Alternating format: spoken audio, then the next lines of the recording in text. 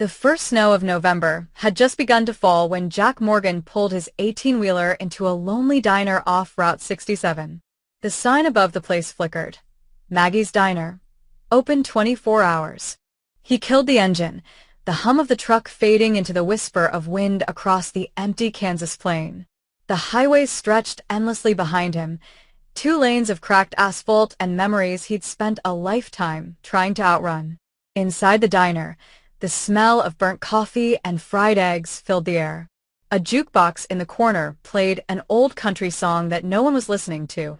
Jack slid into a booth near the window, his body heavy from 16 hours of driving and his soul heavier still. Maggie, the owner, was a short woman with silver hair tied in a bun. She poured him coffee, without asking. "Cold night," she said. "Colder every year," Jack replied. He stared at the steam rising from his cup, watching it fade just like the breath of his late wife used to when they'd walk together on winter mornings. It had been 9 years since cancer took her, but the ache hadn't dimmed. He drove because it was easier than staying still. It was nearly midnight when the door chimed. A young girl stepped in, maybe 16, wearing a jean jacket too thin for the weather and carrying a backpack that looked heavier than she did. Her eyes darted around nervously before she slid into a corner booth. Maggie frowned. "Kitchen's about to close, honey." "I just need some water," the girl murmured. Jack watched her from across the room. There was something in her face, not fear exactly, but the hollow look of someone who'd run out of places to go.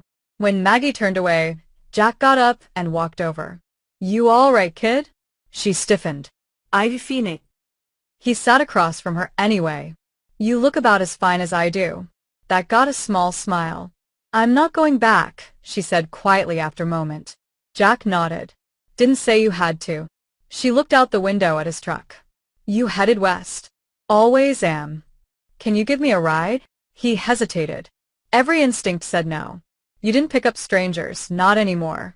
But something in her voice, something raw and breaking, pulled at the soft place in his heart that grief hadn't managed to harden. "Where you headed?" he asked. She shrugged. "Anywhere that isn't here." They left before dawn. The girl slept most of the morning in the passenger seat, curled up in her jacket. Jack drove in silence, the radio low, the road stretching endlessly ahead. When she finally woke, she looked at him and said, "I'm Lucy." "Jack." She nodded. "Thanks for not asking questions." He smiled faintly. "Didn't figure you'd have many answers anyway." She laughed softly, but her eyes didn't. Hours passed. They drove through empty fields, gas stations that looked abandoned, and towns so small they barely had names. By the second day, Lucy started to talk. She told him about her mother, gone since she was a baby, and her stepfather who'd been drinking more than talking lately. She'd run away after one bad night too many. Jack didn't judge her. He just listened, nodding occasionally, the way a man does when he understands more than he says. That night, they stopped at a rest area. Jack made a bed for her in the sleeper cabin and took the front seat. As he stared at the stars through the windshield, he thought of his daughter, Rachel, 19 when she died in a car accident on a rainy night not far from this same highway. He hadn't said her name aloud in years. By the third day, Lucy began to hum along to the old country songs on the radio. She even teased Jack about his driving. "You brake like my grandpa." For the first time in a long time, he laughed. Really laughed. But everything good on the road comes with a bend in it. They were somewhere near Oklahoma when the flashing lights appeared in the mirror. A sheriff waved them to the side. Jack rolled down the window. "Evenin', officer." The sheriff tipped his hat. "Evenin'. You wouldn't happen to have a girl with you, would you? 16, brown hair, denim jacket." Jack's heart thudded. "Why you asking?" "She's listed as a missing person out of Nebraska. Her stepfather filed the report 3 days ago." Jack turned to look at Lucy. Her face had gone pale. Tears welled up in her eyes. "I can't go back," she whispered. "Please, Jack." He looked from her to the sheriff, then back again. For a moment, he saw his own daughter in that seat, scared, alone, needing someone to believe her. He cleared his throat. "No, sir," he said evenly. "Ain't seen anyone like that." The sheriff studied him for a moment, then nodded. All right. Drive safe, now. When the cruiser disappeared down the highway, Lucy burst into quiet sobs. Jack reached over and rested a calloused hand on her shoulder. You're safe, kid. For now. That night, they stopped at a small motel outside Amarillo. Lucy sat by the window, staring out at the lights. Why'd you lie for me? She asked. Jack took a deep breath. Because sometimes home ain't the safest place. She nodded, her eyes filling again. You had a daughter, didn't you? He froze. How'd you? I saw the picture on your dashboard. He looked away. Yeah. Rachel. What happened to her? Car crash. Rainy night. She was driving back from college. I was supposed to pick her up, but I was late. Lucy reached out and squeezed his hand. You couldn't have known. I should have been there. For a long time, neither spoke. The only sound was the wind against the window. Then Lucy whispered, maybe you were meant to be here instead.